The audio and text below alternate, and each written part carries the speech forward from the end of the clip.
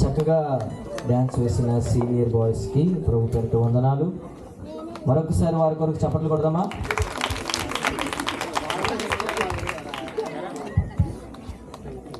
ఇప్పుడు మన మధ్యలో ఉన్న senior boys Satvik and Karthik వచ్చి యేసు ప్రభుని కొత్త నిబంధన పుస్తకాల్లో రచయితలు ఏ విధంగా చూపించారు అన్న విషయాన్ని చెప్పబోతున్నారు. వాళ్ళు వచ్చుండగా అందరం చక్కగా చప్పట్లు కొట్టి వాళ్ళని ఆహ్వానిద్దాం. యేసు ప్రభుని కొత్త నిబంధన 27 పుస్తకాల్లో ఎలా చూపించారో ఒకరు తెలుగులో ఒకరు ఇంగ్లీష్లో చెప్పబోతున్నారు. దేవుని నామానికి మీ అందరికీ నా వందనాలు. ఇప్పుడు నేను నా పేరు కార్తీక్, నేను సీనియర్ క్లాస్ వస్తున్నాను. ఇప్పుడు నేను చెప్పబోయేది కొత్త నిబంధన 27 పుస్తకాల్లో యేసు ప్రభుని ఎవరెవరు ఎలా చూపించారో చెప్పబోతున్నాను. Greeting you all in the name of our Lord Jesus. I am Satvik, I am from seniors class. Today I am here about to say how Jesus described in the New Testament books. మొదటిగా మత్తయి సువార్తలో ఆయన Messiah. In Matthew, Christ is our Messiah. Mark సువార్తలో ఆయన సేవకుడు. In Mark, he is our servant king. లూకాలో ఆయన గొప్ప వైద్యుడు. In Luke, he is our great physician. యోహాను సువార్తలో ఆయన దేవుని కుమారుడు.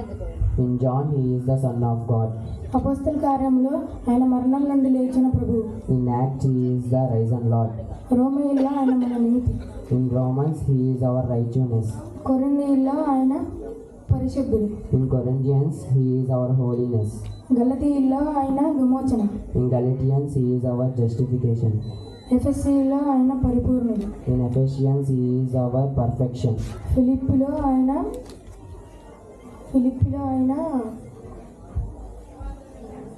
మన ప్రదాత. In Philippians, he is our provider. కొలసీల్లో ఆయన మన ఆశ. In Colossians, he is our hope.